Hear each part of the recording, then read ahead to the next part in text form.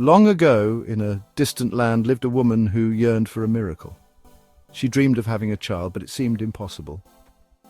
One day, an angel appeared to her with a message of hope. "Fear not," the angel said. "You will have a son. He will be a Nazarite, dedicated to God from birth." "A Nazarite?" the woman asked, filled with wonder. "Yes," said the angel.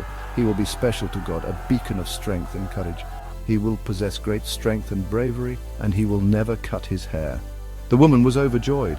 She eagerly awaited the birth of her son, whom she named Samson. Samson grew into a powerful and mighty man, just as the angel had foretold. He loved God deeply and knew he was destined for greatness. Yet Samson also had a fierce, independent streak. At times he strayed from God's path. One day Samson journeyed to the land of the Philistines.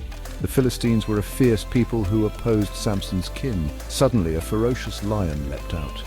It roared and growled, ready to strike. But Samson stood fearless, knowing God was with him. With unwavering faith and immense strength, he fought the lion and triumphed, defeating it with his bare hands.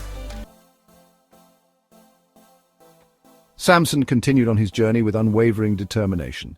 He had achieved something extraordinary. Later, he revisited the place where he had bravely fought the lion. To his amazement, bees had created a hive within the lion's bones. They were producing sweet, golden honey. Samson reached in with courage and took some honeycomb. It was a delightful reward. Samson was on his way to Timnah, driven by a purpose to find a wife. He met a Philistine woman there, and he was determined to marry her. He shared his intentions with his parents, but they were concerned. They didn't want him to marry someone from the Philistines. But Samson stood firm in his decision. During the wedding feast, Samson presented a riddle to the Philistine men. "Out of the eater came something to eat, and out of the strong came something sweet," he declared. He offered them a prize if they could solve it. The Philistine men were baffled and couldn't figure it out. In their frustration, they threatened Samson's wife, demanding she reveal the answer or face dire consequences. Samson's wife implored him to reveal the answer to the riddle. Eventually, he relented and shared the secret with her. She immediately told the Philistine men, who were overjoyed. They approached Samson and triumphantly declared, "What is sweeter than honey? What is stronger than a lion?"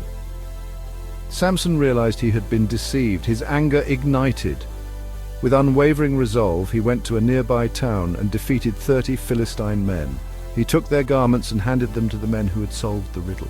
Overcome with righteous anger, Samson left Timnah and returned home without his wife. The Philistines, burning with vengeance, sought retribution.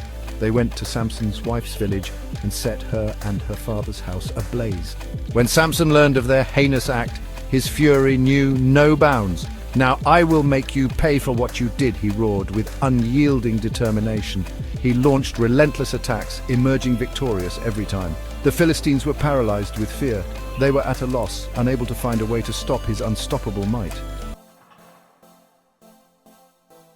The Philistines finally discovered a way to capture the mighty Samson. They deceived him with the help of a woman named Delilah. She was a beautiful woman who pretended to love Samson. She pleaded with him to reveal the secret of his strength. At first, Samson resisted, but Delilah was relentless. She kept asking and asking until finally Samson relented. "It's my hair," he whispered. "God grants me strength because I never cut my hair." Delilah knew this was her moment. She waited until Samson was asleep and then cut off his hair. The Philistines captured Samson and blinded him. They took him to their temple and mocked him, but Samson realized his mistake. He prayed to God, "Please forgive me, grant me one more chance to be strong."